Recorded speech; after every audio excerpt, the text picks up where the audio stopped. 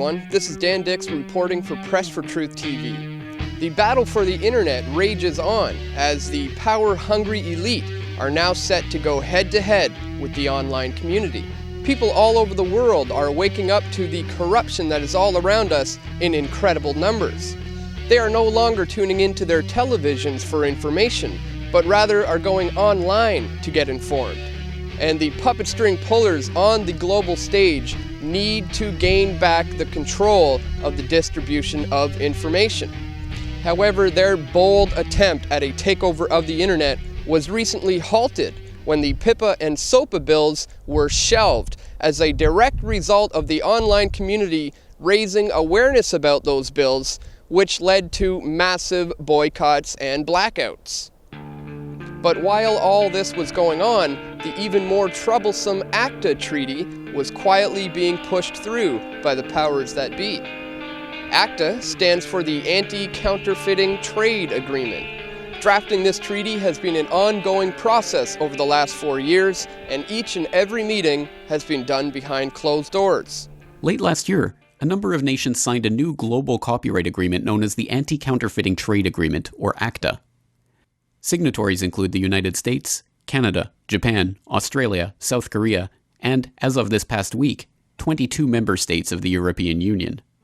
The consequences we have to deal with are internet censorship, restricted freedom of speech, loss of net neutrality due to the restrictions of the use of certain protocols, total surveillance of all your online activities, loss of freedoms and restriction of civil rights, punishment like losing your internet access, and we will gain nothing.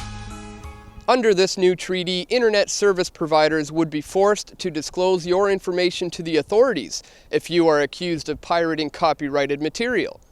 ISPs normally need a court order in order to remove content from their servers. However, under the ACTA treaty, they would be obliged to censor the internet. You see, they are once again trying to have us believe that this is all about taking down websites like Pirate Bay in order to protect copyrighted material, when in fact this has everything to do with taking over the internet and controlling the flow of information which defines who we are. Under the ACTA treaty, all communications will be tracked and monitored in order to weed out the dissenters. In fact, at the Canadian border, US and Canadian border protection agents already have the ability to conduct random searches on electronic devices for information containing terrorism. The problem is that their definition of terrorism is so broad that it can and will include not only members of the alternative media, but also anyone who challenges their system. We know that order out of chaos is their modus operandi, so we could see a false flag attack in the form of a cyber threat in order to guarantee the passing of ACTA. We will work with all the key players, including state and local governments and the private sector, to ensure an organized and unified response to future cyber incidents.